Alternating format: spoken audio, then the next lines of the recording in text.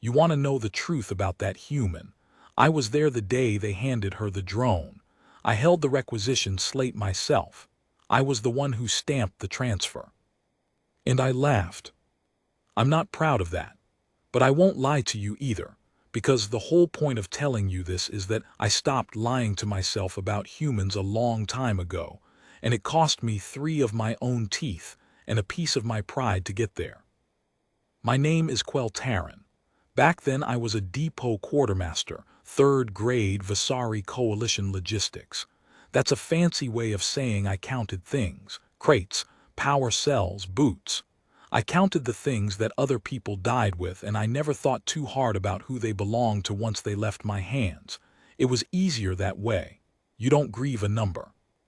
So when I tell you that by the end of that week, the drone I'd stamped as non-functional, scrap pending, had a confirmed kill count that made my supply officers go quiet in the mess hall, I want you to understand I'm not telling you a war story. I'm telling you the day I learned to be afraid of the right things. Let me start at the beginning, the cold part, the part before anybody knew her name. The garrison was called Vault 9. It sat on the night side of a moon we called Hessel, though the humans who came later had a different word for it that I never learned to pronounce. Hessel was a dead gray rock with an atmosphere thin enough to taste metal in. There was wind out there that never stopped, a low constant moan that came up through the floor plates and got into your bones until you forgot what silence sounded like. Ash drifted down from the sky most days. Not snow. Ash. The moon had volcanic vents on the far hemisphere, and the wind carried the fallout all the way around. So everything outside the dome wore a coat of fine gray powder, and everything inside the dome smelled faintly of burnt stone. It was a miserable posting. That's exactly why they sent the humans there. Understand, this was early. Humans had only been in the coalition for 2 cycles. They were the newest species at the table and nobody trusted them. And the way you handle a species you don't trust is you put them somewhere that doesn't matter and you give them the gear nobody else wants. Vault 9 didn't matter. It was a listening post on the edge of a contested system, watching a border that everyone agreed was quiet. The Sarn hadn't pushed that line in a generation. It was the kind of posting you gave to people you were trying to forget about. So the humans came. 2 squads of them rotated in on a tired old hauler, and I remember watching them come down the ramp into my depot bay and thinking how small they were. Not short, some of them were tall enough but narrow. Fragile looking. Vossari are broad through the chest and we've got a second set of ribs, and the Threnic auxiliaries we had on station were armored from birth, plates over their joints. The humans had soft skin, and these strange flat faces that showed everything they felt, every single thing, like their emotions were printed right on the front of their heads for anyone to read. I thought, these things will not last the cold season. I was very sure of that. I'd been sure of a lot of things back then. Her name was Cass. I didn't learn it that first day. That first day she was just a number on a manifest, a specialist somebody in a row of specialist somebodies, and I wouldn't have looked at her twice except that she came to my counter on her second morning and she didn't complain. That's the thing that made me notice her. Everybody complained. The humans had been issued the bottom of the depot. That was policy, not malice, though I admit I didn't see much difference at the time. They got the dented helmets and the patched suits and the rifles that had been through 2 other species before them. And they came to my counter to complain about it, the way soldiers always do, because complaining is how soldiers tell each other they're still alive. Cass didn't complain. She put a slate down in front of me and asked, very politely, in that careful early contact coalition trade speak they all learned, whether the depot had any recon drones available for unit-level requisition. I almost laughed at her right there. Recon drones were not for humans. Recon drones were tracked equipment, expensive, the kind of thing that went to species with a proven record. But she'd asked nicely, and I was bored, and there was a cruel little part of me that wanted to see her face do that thing humans' faces do when they're disappointed. So I checked. And here's where I made the joke I'm still ashamed of. We had exactly one drone in the depot that wasn't already assigned. A Threnic recon unit, an old TR-6 sweeper, and it was in the depot for one reason. It was broken. It had come back from a patrol 11 months earlier with its stabilizer gimbal sheared, half its sensor cluster dark, a cracked power spine, and a navigation core that nobody had been able to reset. The Threnic techs had looked at it twice and written it off both times. It was sitting in a scrap cage waiting for a salvage hauler that came around maybe once a year. On the slate it was marked non-functional, scrap pending. I pulled it up, and I looked at this small, soft human standing at my counter, and I thought about how funny it would be. "We have a TR-6 available," I told her. "Recon class. I can transfer it to your unit right now if you'll sign for it." I didn't tell her it was broken. That's the part. That's the part I carry. I let her sign for a corpse, and I watched her sign happily, both of those flat little eyes lighting up, and I stamped the transfer and I waved over a loader to take her down to the scrap cage, and I waited to enjoy the moment when she saw what I'd done to her.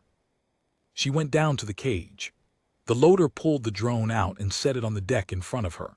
This sad dead thing, sensor cluster hanging by a wire. One of its lift arms bent all the way back like a broken limb, the whole chassis scarred gray with Hessel ash. I watched her face from across the bay. It didn't fall. That's what I remember. It didn't do the disappointed thing at all. She crouched down next to it on the deck, and she put one hand flat on its dead casing, almost gentle, the way you'd touch something that was hurt. And she tilted her head and looked at the sheared gimbal and the cracked spine and the dark sensors, and the corner of her mouth went up. She smiled at it. I didn't understand that. I want you to know I genuinely did not understand it. I'd handed her garbage as a joke, and she was crouched on my depot floor smiling at the garbage like I'd given her a gift. A Threnic loader standing next to me made the clicking sound their kind makes when something amuses them. "Soft species," he said. "Doesn't even know it's broken." I laughed along. I did. She heard us. Of course she heard us. Those flat human ears catch everything. She looked up across the bay, found my face, and she didn't look angry and she didn't look hurt. She just held my eyes for a moment, and then she went back to the drone, and she started unclipping its access panels right there on the floor, and I went back to counting things, and I forgot about her for 9 days. I shouldn't have forgotten about her. I know that now. Because in those 9 days, things started happening in the human barracks that I should have asked questions about. The first thing was the power draw. I got a flag from station engineering on the 4th day. The human barracks block was pulling more power than its allotment in bursts, mostly at night. Not a dangerous amount, just more. Engineering assumed it was heaters. Humans run cold, everyone knew that. The soft little things were always shivering on Hessel, and they bumped the allotment and closed the ticket. But it wasn't heaters. I'd learned that later. The second thing was the parts. This one came across my own counter, so I have no excuse. Over those 9 days, Cass came to my depot 4 separate times, always polite, always with a properly filed slate requesting components. Small things. A spool of conductive filament. A box of micro-actuators rated for cold operation.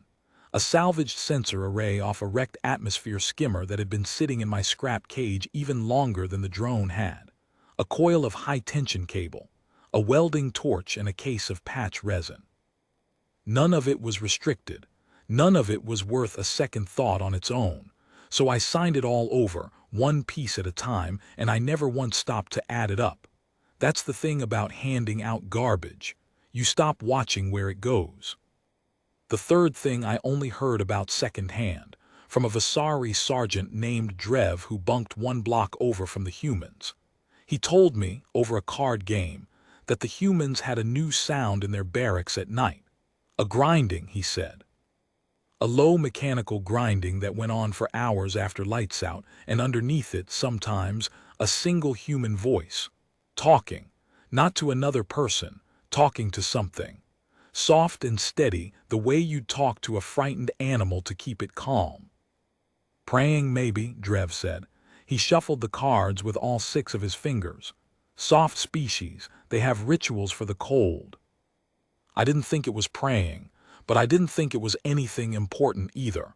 I dealt the next hand. I had no idea, none at all, that 1 block over, in a freezing barracks on a dead gray moon, a small soft human was sitting on the floor every night with a dead machine in her lap, rebuilding it 1 cold-rated actuator at a time, talking to it like it was alive, telling it, and Drev swore to this later, when he finally pieced together what he'd heard, telling it that she wasn't going to let anybody throw it away. I met the drone again on the 10th day.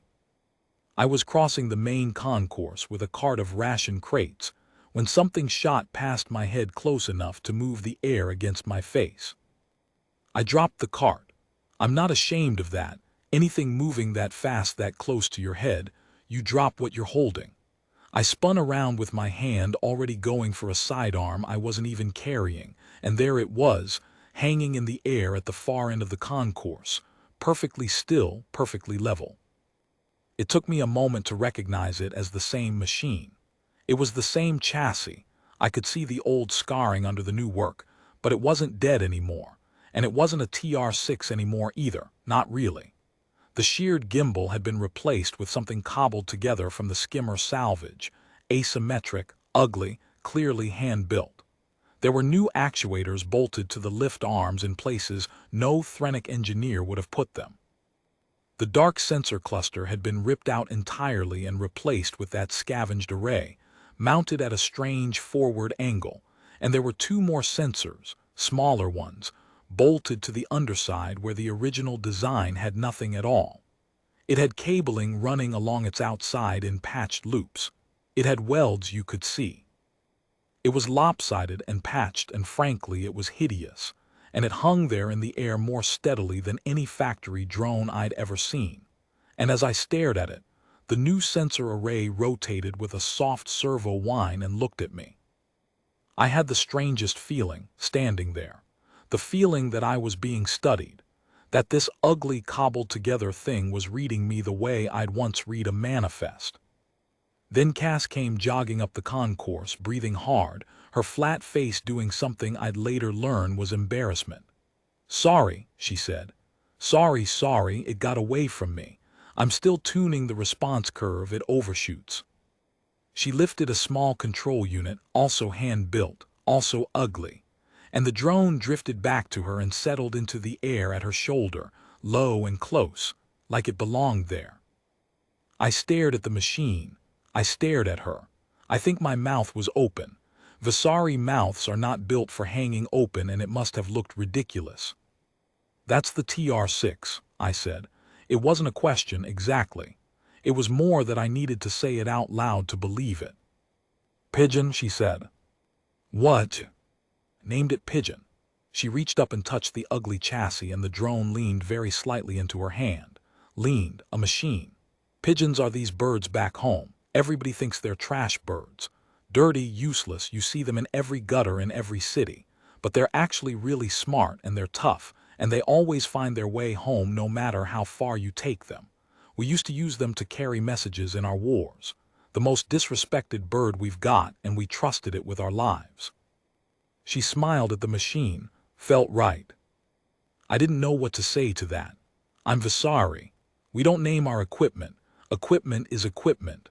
You don't name a thing you might have to write off as scrap, because then writing it off costs you something, and we are a practical people, and we keep our costs low. It was non-functional, I said a little stupidly. It was scrap pending. The Threnic wrote it off twice. Cass said. There was no accusation in it. She wasn't throwing my joke back at me. She was just agreeing with a fact. Power spine was cracked, gimbal was sheared, half the sensors were cooked. Nav core wouldn't reset. She shrugged, this small lift of her narrow shoulders. Threnic build everything to spec, and they fix everything to spec. And if a thing breaks past spec, they're trained to throw it out, because to them a thing that's broken past spec is dangerous to trust. She wasn't being cruel about it. She actually sounded respectful. Good doctrine mostly, keeps their gear reliable. But you fixed it. No, she shook her head, and here's the part that I've thought about every day since. I didn't fix it. You can't fix a TR-6 with a cracked power spine, not with what I had. There's no fixing it. The original design's dead. She looked up at the ugly hovering thing and her voice went quiet and almost fond. So I stopped trying to make it what it used to be. I just asked it what it could be now, with what's left. I didn't understand her then. I want to be honest about that with you because it matters. I heard the words and I didn't understand them, and I went back to my ration crates and I shook my head at the strangeness of the soft species, and I told the story at cards that night as a funny thing. The human named her broken drone after a gutter bird and talks to it like a pet. Everybody laughed. Drev laughed hardest because now he knew what the grinding had been. We laughed. We were idiots, all of us.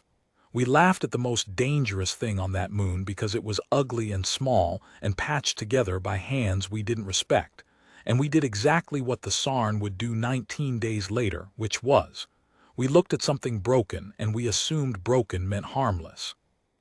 I should tell you about the Sarn now before I tell you what happened. Otherwise you won't understand the size of it. The Sarn were a predatory expansion species. Not mindless. That's a mistake people make, calling them animals. They were intelligent and they were patient and they were utterly, structurally without mercy, because mercy wasn't a thing their biology had ever needed. They hunted in coordinated packs and they bred faster than they died, and they had spent the last 3 generations testing the coalition's borders the way the tide tests a sea wall, patient, relentless, looking for the one stretch that was weak. And their doctrine, this is the part that matters, their doctrine was built around electronic warfare. The Sarn didn't win fights with better weapons. They won fights by going deaf and blind first, on purpose, and making you go deaf and blind with them. When a Sarn assault force hit a position, the first thing they did was deploy a jamming envelope, a wide-spectrum scrambler that flooded every coalition frequency with noise. It killed comms, it killed targeting links, and most importantly, it killed drones. Coalition drones, Threnic drones, Vossari drones, every factory-built recon and combat unit in the inventory ran on a tight remote link to a control node. Real-time. Constant. It was efficient and it was clean and it was exactly the doctrine the Threnic loved, everything to spec, every unit slave to a central brain. And the second a Sarn jamming envelope went up, every one of those drones lost its link and went stupid. They had fail-safes, sure, return to base, hold position, the boring safe behaviors a machine does when it can't hear its master anymore. But they were done. In a Sarn assault, the coalition's drones were dead wait the moment the noise started, and the Sarn knew it, and they built their whole approach around the silence they could create. That was the wall. That was the contested border. That was why Vault 9 had been quiet for a generation, not because the Sarn couldn't take it, but because they were waiting until taking it would matter. 19 days after Cass named her gutter bird, it started to matter. The attack came in the 3rd watch, which is the watch you attack in if you have any sense, because that's when the bodies are slowest and the minds are softest. I was asleep when the alarm went. I came up off my bunk with my heart slamming and the whole barracks block filled with that howling coalition battle klaxon, and under it already, before I'd even got my boots on, I could hear the wrongness in the air. The comms were screaming, not voices noise, a wall of howling static on every channel, so loud that the speaker units in the ceiling crackled and died one by one. The Sarn envelope was up. They'd brought it in low and quiet under the ash, and they'd flicked it on the instant before the first shots, and just like that, Vault 9 went deaf. I want you to understand what that does to a garrison. We were not a fighting depot. We were logistics and a handful of line squads on a posting that didn't matter. And in the space of about 90 seconds, we lost all coordination, all targeting, every drone we had, and most of our nerve. The Threnic recon units we'd had on perimeter watch, the good ones, the ones I'd have bet my pension on over Cass's gutter bird, every single one of them lost its link, ran its failsafe, and came drifting home to base to hold position in a dead hover, useless, exactly as designed. They did precisely what they were built to do, and what they were built to do was nothing. The Sarn came through the eastern perimeter. They breached the dome at the loading airlocks, my airlocks, the depot doors, and they poured in through the ash and the screaming static. And the fight that started in those first minutes was the kind of fight you don't have words for afterward, only pieces. I remember a Threnic line trooper firing blind down the concourse because his targeting was dead, and he was sighting by eye. I remember the cold rushing in through the breach, real Hessel cold, the wind and the ash coming inside the dome for the first time in a generation. I remember the sound the Sarn made when they ran, a kind of dry, rapid clatter, dozens of them, coming up the concourse out of the gray. And I remember the human squads. They held. That's the first thing I have to say about them before I get to her, because it would be a lie to make this only about Cass when 12 of her people died in that concourse buying time. The humans held the breach. They were small and soft, and they were running the worst gear in the depot, and the comms were dead so they couldn't even call for help, and they planted themselves across the mouth of that concourse and they held.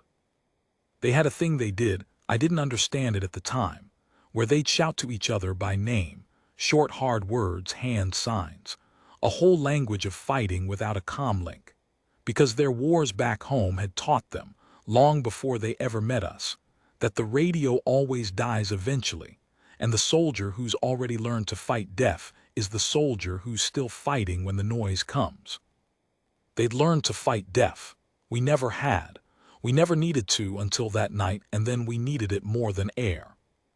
But 12 held isn't enough against a Sarn breach pack. They were dying. I could see it from the depot mezzanine where I'd ended up with a salvaged rifle and no targeting and absolutely no business being in a fight. They were being pushed back off the breach, step by step, name by name, and behind them the concourse opened up into the heart of the station. The med bay, the reactor, the bunks where the wounded and the support staff were huddled with nowhere left to run. If the humans lost the concourse, the Sarn were into the soft middle of Vault 9, and that was the end of all of us. That's when I saw her. Cass came out of the human barracks block at a dead run, no helmet, half her gear, and she had the control unit, the ugly hand-built one clutched in both hands. And above her, low and close at her shoulder the way it always rode, was the gutter bird. I remember thinking, with the strange flat clarity you get in a fight, that's pointless. The link's dead, the envelope's up, her drone's as deaf as everything else. I was about to watch a brave, foolish little human throw her broken toy into a fight where it would drop out of the sky the second the Sarn noise touched it. And I felt, I'll be honest, I felt a kind of grief about it, because somewhere in those 19 days I'd started, against all my own sense, to be a little bit fond of the human who talked to her machine like it was hurt. Then she did the thing. She didn't fly the drone with the control unit. She wasn't holding a control stick at all. She brought the unit up, and she pressed something on it once, and then she let it go. She literally dropped her hands, let the control unit hang on its strap against her chest, and she shouted one word up at the gutter bird, one human word, loud and clear over the static and the dry Sarn clatter and the screaming of the dying. G.O. And the gutter bird went. It didn't drop out of the sky. That's the first thing.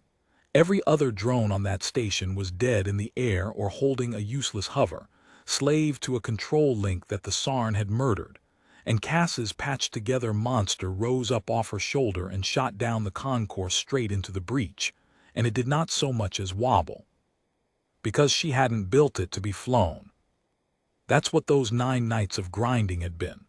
That's what the power draw was, and the cold-rated actuators, and the skimmer sensor array bolted on at that strange forward angle, and the 2 extra sensors underneath, and the voice in the dark talking to it for hours.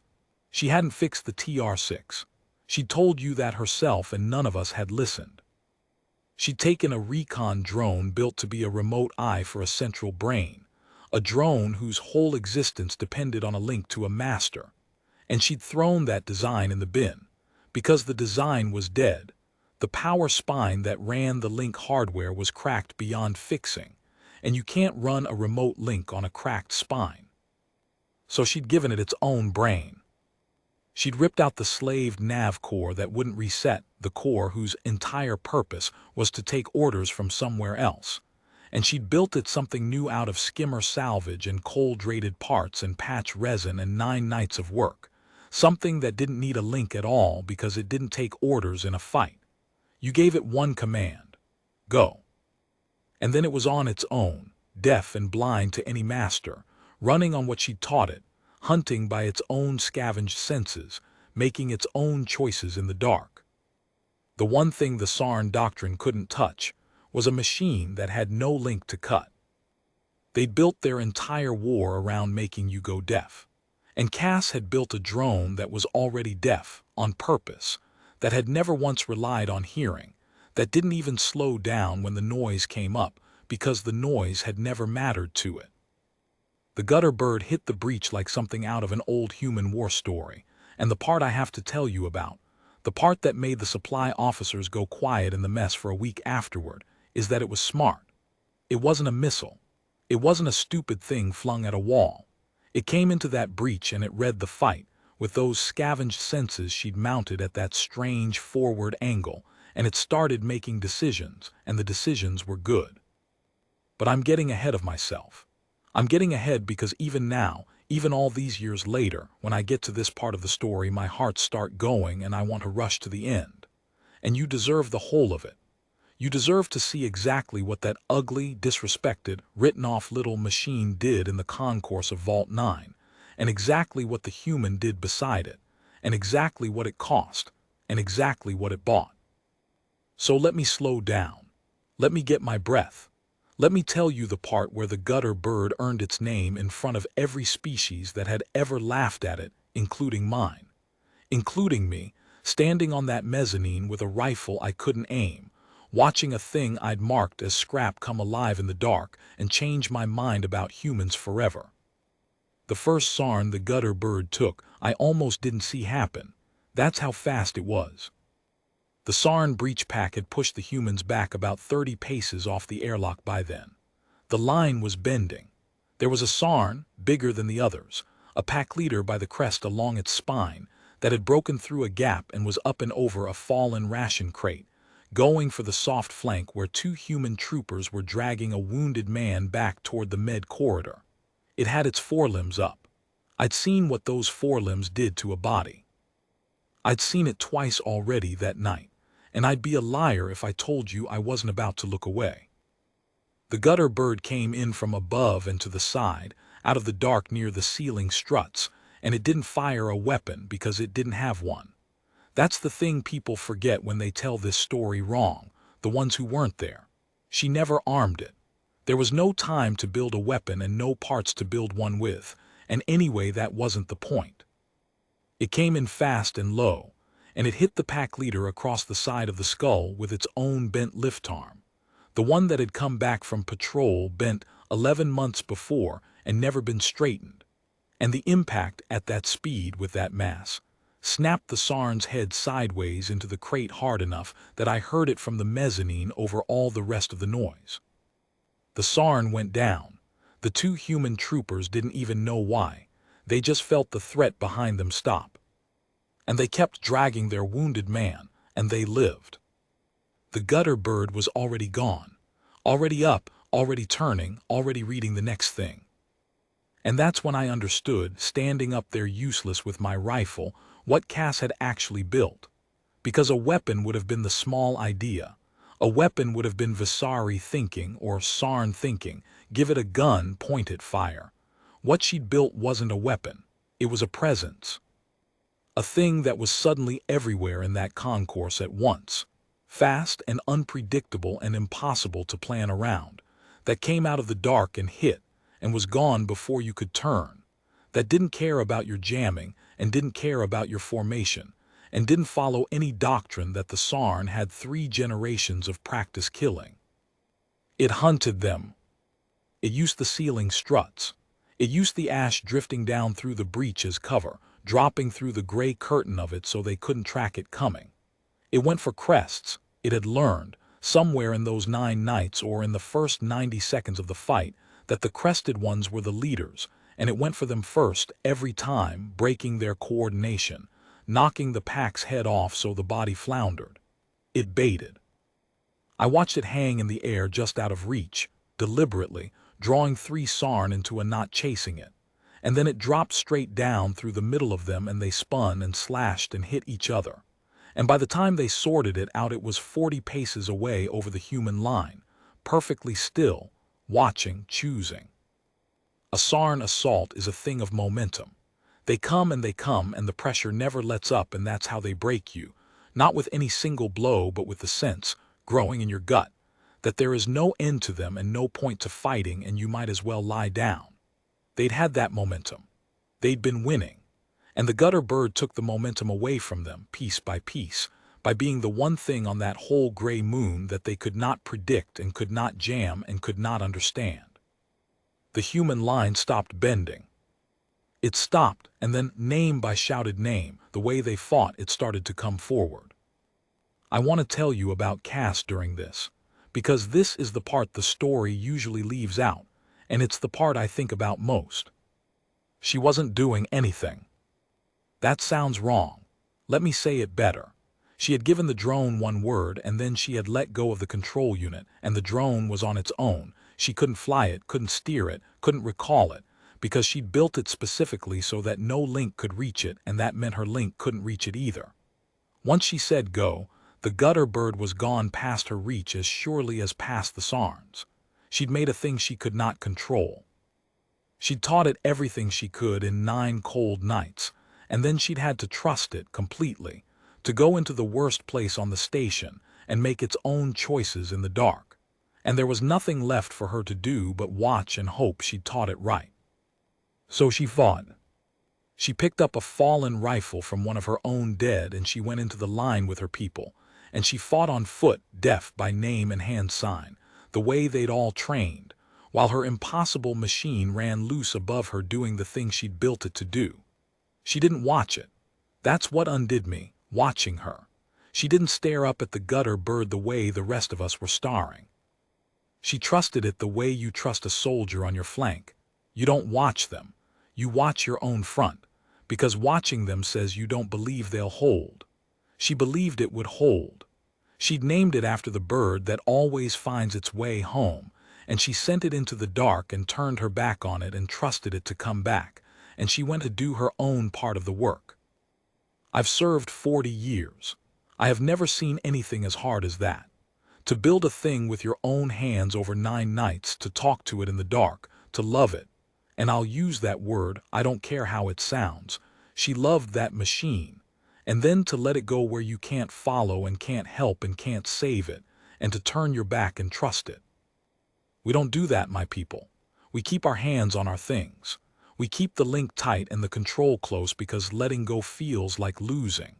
And it was exactly that instinct, keep the link tight, keep control central, never build a thing that can act without you, that had every other drone on Vault 9 hanging dead in the air while the gutter bird hunted.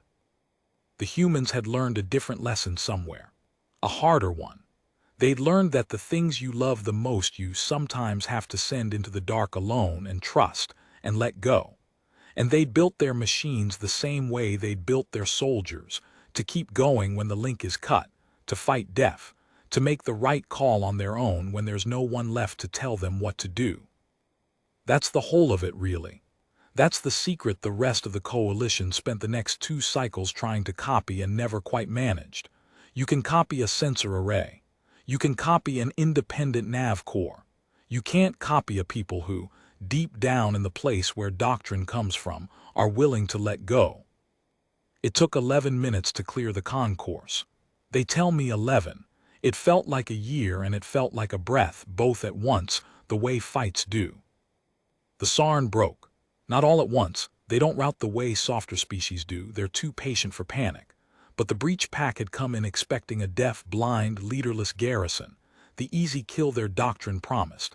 And instead they'd found a line that fought without comms like it was born to it, and a thing in the dark that they could not touch and could not understand, that kept taking their leaders, that was always somewhere they hadn't looked. Their momentum was gone. Their coordination was gone. And a Sarn pack without momentum and coordination is just a number of very dangerous animals who have started, individually, to calculate their odds. They pulled back through the breach. The humans let them go to the airlock and no further. You don't chase a Sarn pack out into the ash. That's how you die. And the line sealed the breach with a depot welding rig and emergency plating, and the gutter bird came back. I watched it come. It came up the concourse slow, for the first time all night slow, drifting through the settling ash and the smoke, and it was a wreck. One of its lift arms was gone entirely, sheared off somewhere in those 11 minutes. The scavenged sensor array was cracked and hanging. There were Sarn fluids dried gray-black across its chassis and a deep gouge in its casing that had gone almost through. It was flying crooked, listing on actuators that were clearly failing, and it made a sound as it came that it hadn't made before, a grinding, labored sound, the sound of a thing that is using the absolute last of itself. It found Cass in the line. It crossed the whole length of that ruined concourse past dozens of us, listing and grinding and dying, and it found the one human it had been built by, and it came down to her shoulder, to the place it always rode, low and close. And it couldn't hold the hover anymore. I watched it try. I watched its failing actuators fight to keep it up at her shoulder the way it was built to, and I watched them lose, and the gutter bird sank gently, like it was being careful even then, down into her arms. She caught it. Of course she caught it.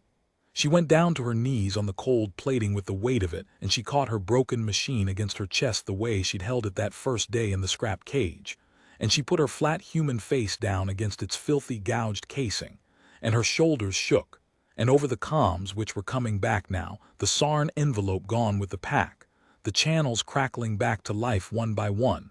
Over the comms I heard her say something to it. Quiet. The way Drev had described all those nights, the way you talk to something that's hurt. I only caught the last of it before someone's channel cut over the top of her. Knew you'd come home, she said. Good bird, you came home. The gutter bird never flew again. The damage was past fixing the way the TR-6 had been past fixing. Except this time there was nothing left underneath to build something new out of. She'd known that. I think she'd known the moment she said go that she was sending it to die, and she'd done it anyway, and it had done it anyway, and that's a kind of love that I'm not built to fully understand, but that I have never, since that night, made the mistake of laughing at. Here's what happened after, since you'll want to know. The official count from the concourse was put at 41 Sarn down. Of those, station forensics, and they were very thorough, because nobody believed it, credited the gutter bird with disabling or killing somewhere between 19 and 23, depending on how you counted the ones it set up for the human line to finish. A single recon drone, unarmed, hand-rebuilt from scrap by one specialist over 9 nights, with a confirmed effect on the battle that no factory combat unit on that station came close to, because every factory combat unit on that station spent the entire engagement hanging dead in the air with its link cut. That number went up the chain. It went up fast. Within a cycle there were Threnic engineers and Vossari doctrine officers on Hessel wanting to take the gutter bird apart, and Cass let them look, but she wouldn't let them cut it up, and somehow, I never learned how, she didn't have the rank to win that fight on her own. Somehow she won that fight.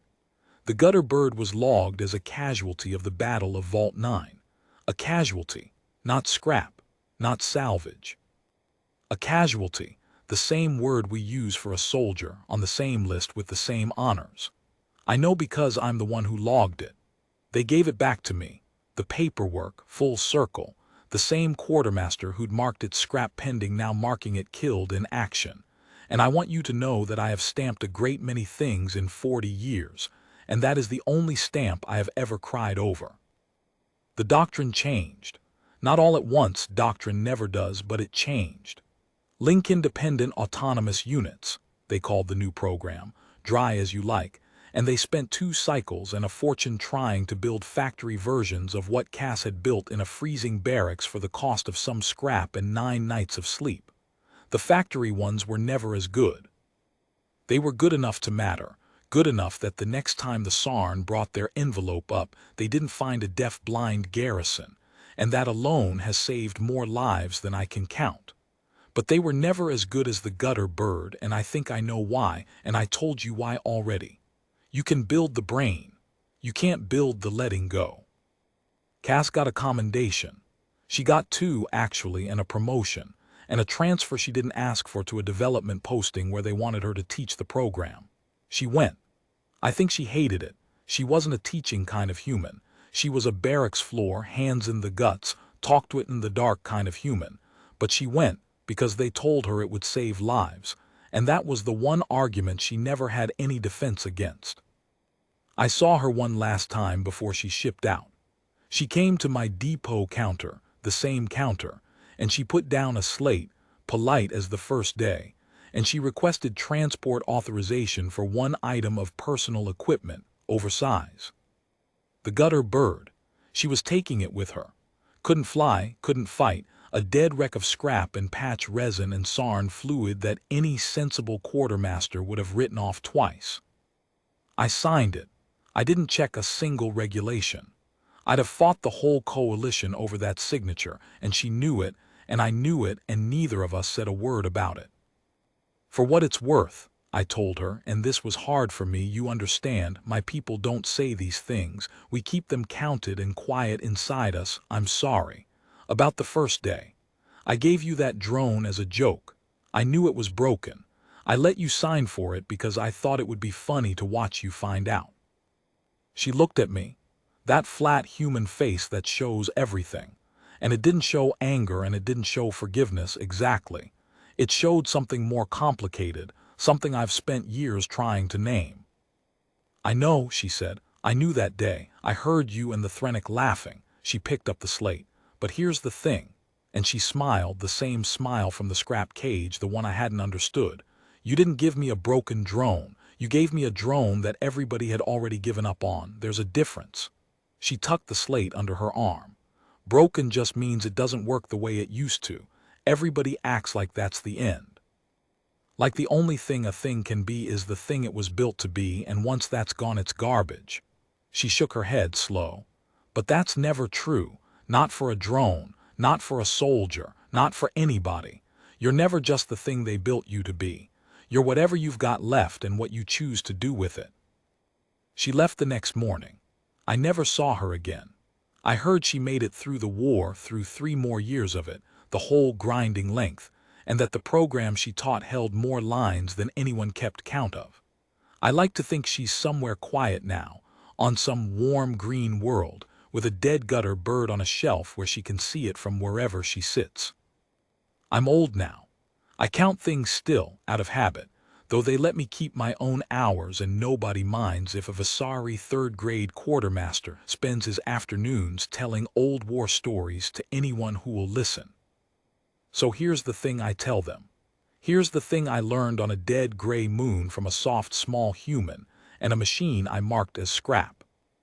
When something's broken, when you've looked at a thing or a person or yourself and decided it's past fixing, that it'll never be what it was built to be, that the kindest thing is to write it off and send it to salvage. Stop. Don't ask it to be what it was. Ask it what it could be now, with what's left. And then have the courage to let it go into the dark and trust it and wait. It just might come home a monster. It just might come home and save us all.